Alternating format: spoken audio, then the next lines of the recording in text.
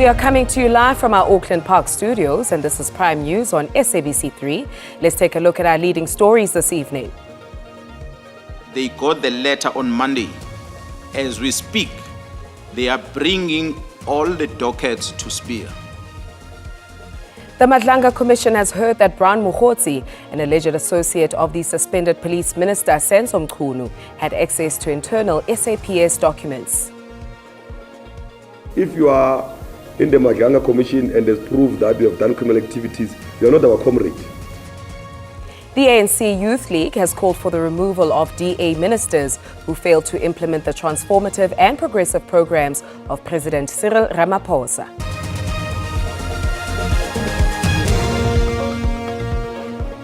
It's a Friday night and we are wrapping up the week with Prime News on SABC 3. My name is Beki Mutumomolete. Let's get you up to speed on what is happening on the globe, starting off with our top stories.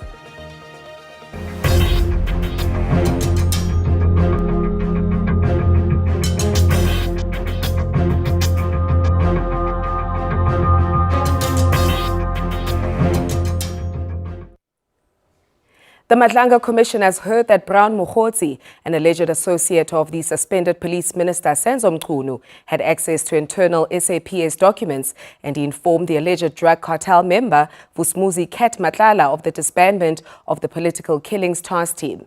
This as Lieutenant General Nhlanhla Mkhwanazi entered the third day of his testimony with evidence on Mukhotsi and his alleged political interference in the criminal justice system. Lieutenant General Nhlanhla Mkhwanazi testified that the political killings task team investigation into the communications on the device owned by alleged drug cartel member Vusumuzi Kat Matlala revealed alleged links between Matlala, suspended police minister Mchunu, and his alleged associate Brown Mukhotsi. This as communications between Mukhotsi and Matlala, which showed that the former, a non-police member, had access to internal documents, were laid bare before the commission. Yes, Matlala then gave a response.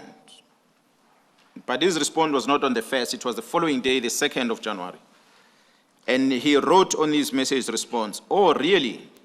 I see you tried calling me last night. When is this happening?" This is Matlala asking Mukhotsi, and Mukhotsi responded on his WhatsApp. He says, they got the letter on Monday. As we speak, they are bringing all the dockets to Spear. Mkhwanazi continued to join the dots to what he asserts as a common goal of the individuals he implicates, which is to protect the interests of members of the alleged drug cartel that has infiltrated the criminal justice system.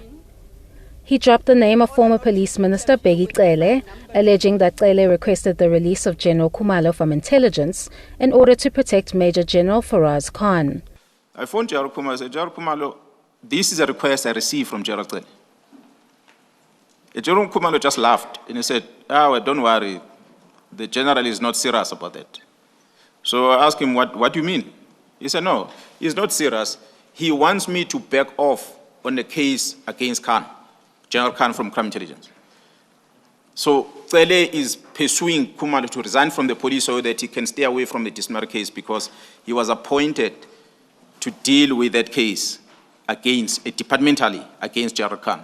Mkhwanazi further implicates a magistrate in what he seemingly suggests is a witch hunt against General Khumalo as a result of his investigations against the alleged drug cartel operating in Gauteng, questioning why the magistrate imposed a bail condition that stops Khumalo and others from entering any crime intelligence office in the country. This is not what the state asked for, but this is what the magistrate took it upon himself to impose on his members. Remember, Commissioner said, it's the same team that is busy with the operation of Gauteng counterintelligence operation. Mkhwanazi has completed his evidence, but he may be recalled. The Madlanga Commission returns on Monday, the 22nd of September 2025. Kani Mapanga, SABC News, Pretoria. Meanwhile, the city of Ekurhuleni says it is investigating allegations by Mkhwanazi that businessman Vusumuzi Kat Matlala's personal vehicles were registered as official municipal vehicles and fitted with blue lights.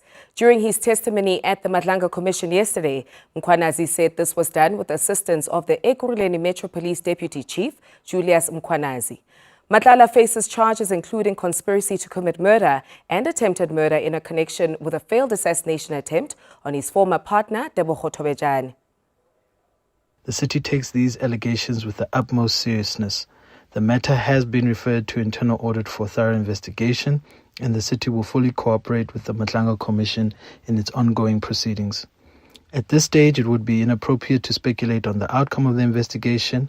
However, we wish to assure residents that the city remains committed to accountability and integrity and will act firmly and decisively should any wrongdoing be established. In more related news, the family of one of the victims of political killings in KwaZulu-Natal believes there was a cover-up involving senior political leaders in his case. Wandile Mkhize was gunned down in Margate in 2012. He was the ANC's chief whip at the Ugu district municipality on the south coast. His case remains unsolved.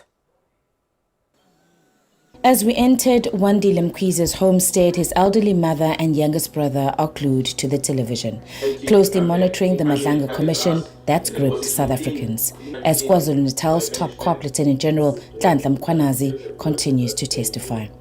Mkhize was shot multiple times outside his apartment in 2012. He had just returned from the ANCY's policy conference in Midrand. If he was still alive, oh my Lord, I would have everything I need. He did everything for his family until death took him from us. Shortly after Mkhize's death, the police announced that a special task team had been set up to investigate his murder. 2 suspects were arrested and, according to the family, were later acquitted on a technicality. But Mkhize's brother Nkosi, who has made it his personal mission to uncover the truth, says he believes there was a cover-up. The issue was tenders and people who wanted to steal from the municipal coffers. He warned against it, saying the money was meant to benefit everyone, but certain people refused to listen and wanted to take everything themselves. That was the problem, and they had to get rid of him. Mkhize believes his brother was murdered after uncovering corruption in one of the local municipalities. When the political killings task team was set up in 2018, 6 years had passed since Mkhize's death. There'd been no significant progress in the investigation, and the family had hoped the team would revisit the case. However, 13 years later, they are no closer to getting answers. His resolve has been strengthened by Mkhwanazi's testimony before the commission, and in particular the evidence on 121 controversial dockets that were removed from the task team on political killings. Ayanda Mhlongo, SABC News, Zimbabwe.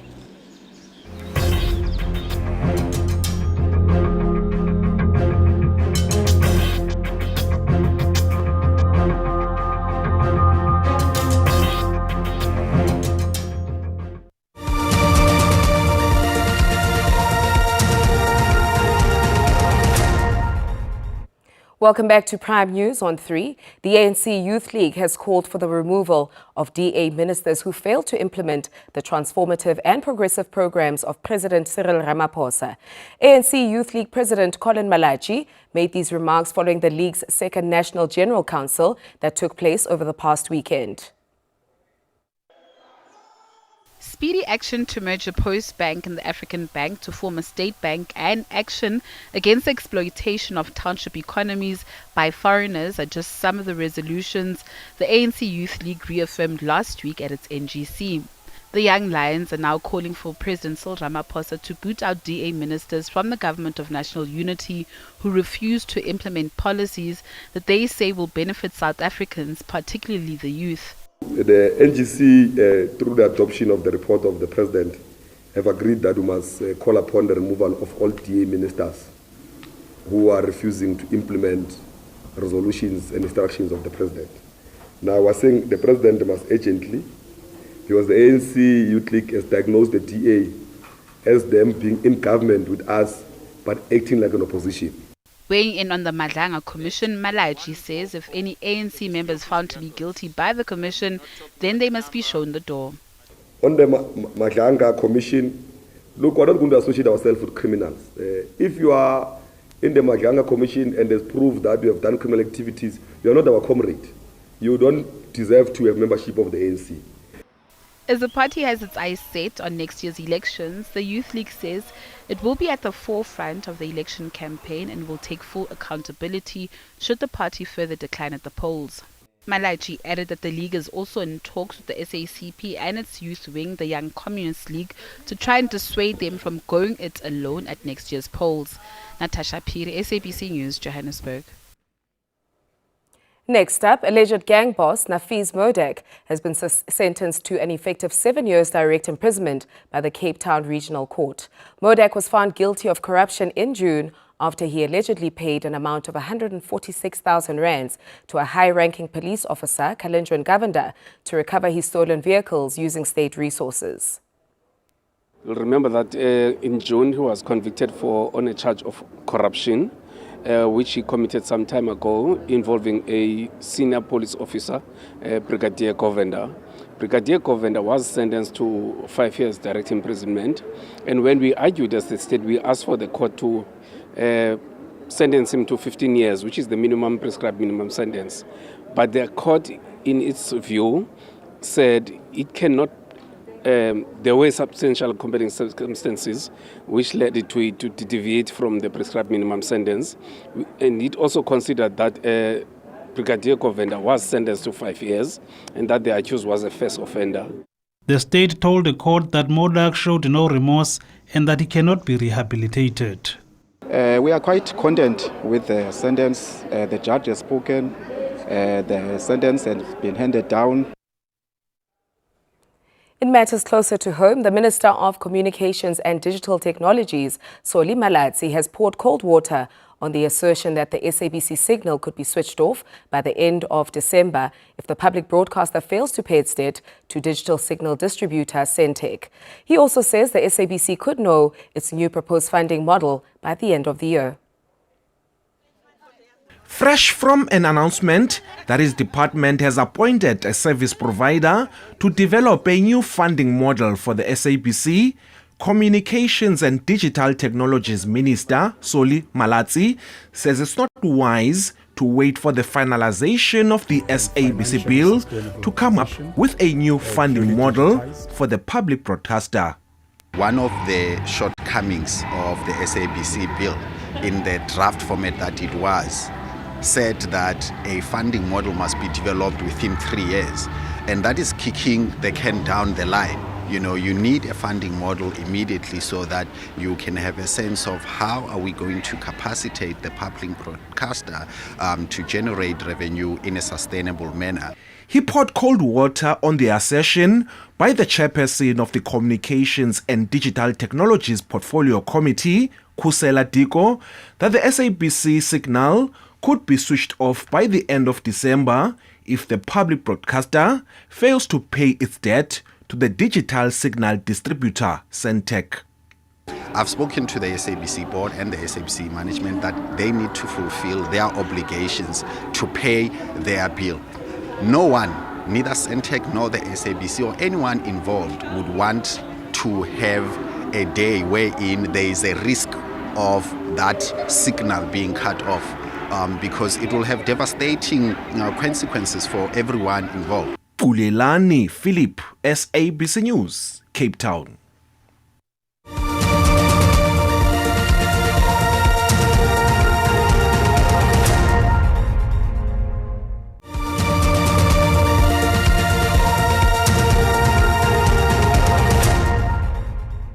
Thank you for staying with us. We move on to the meeting between the Food and Allied Workers Union and Coca-Cola Beverages South Africa, which has been postponed to the 2nd of October 2025. This after the company and the union had disagreements about the number of representatives that should be allowed in the meeting. This week, SABC News reported that more than 600 jobs are at risk at Coca-Cola. At the long last, Commissioner agreed with the unions that the matter be postponed to the 2nd of October to be held in a venue provided by the CCMA, whereby unions will not be limited to a certain number of individuals or representatives, as well as making sure that representatives or shop stewards of all the sites that are affected by this process must be present in the meeting on the 2nd of October. Transnet Port Terminals is looking at the strides it has made ahead of the upcoming G20 summit. These include turning the port of Ngqura around to become one of the best terminals in the country and employing over 700 workers in the past year.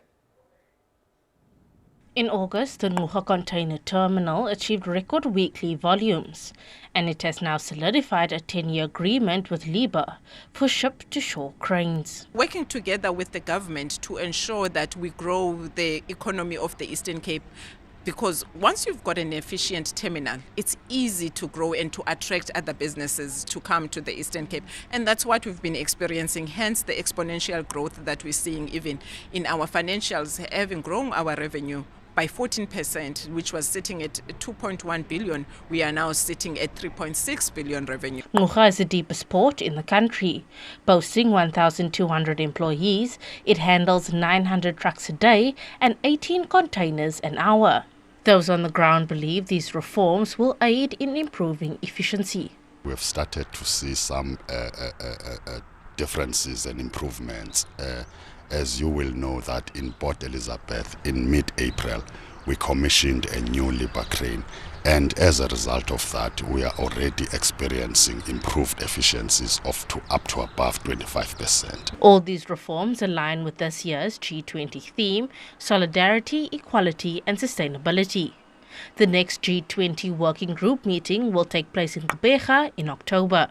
Kim Daniels, SABC News, Gqeberha. And that is how we wrap up our news package this evening. Thank you for joining us. We wish you a splendid weekend ahead. Until next time, from myself, Becky, and the team, stay ahead. And we sign off with your weather forecast. Salute.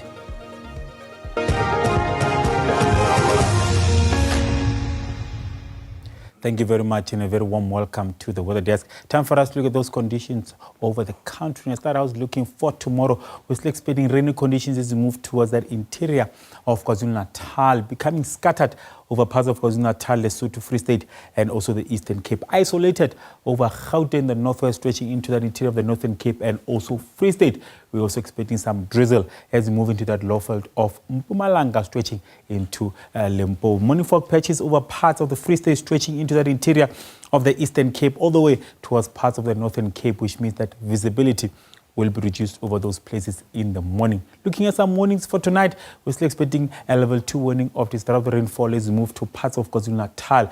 Those rainfall can cause flooding for tonight and also for tomorrow. Moving towards the coast for tomorrow, it is a level 2 warning of some damaging winds, which will make it difficult to navigate at sea over those areas. But moving towards the Northern Cape, we're expecting dry and windy conditions. Temperatures are high. As a result, we do expect some runaway fire conditions over those areas. So please, if you do see any sign of fire, do report to the local authorities.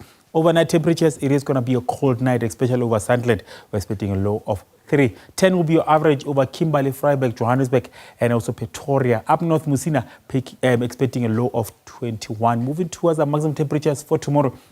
It is a warm day over Musina with a high of 28. Durban at 24. Warm conditions still persisting as we move towards Johannesburg with a high of 29. It is going to be a hot day with those runaway fire conditions expected over Appington with a high of 33. Cool conditions as we move into the mother city with a maximum of 19. That's all the weather I have for you. Stay tuned.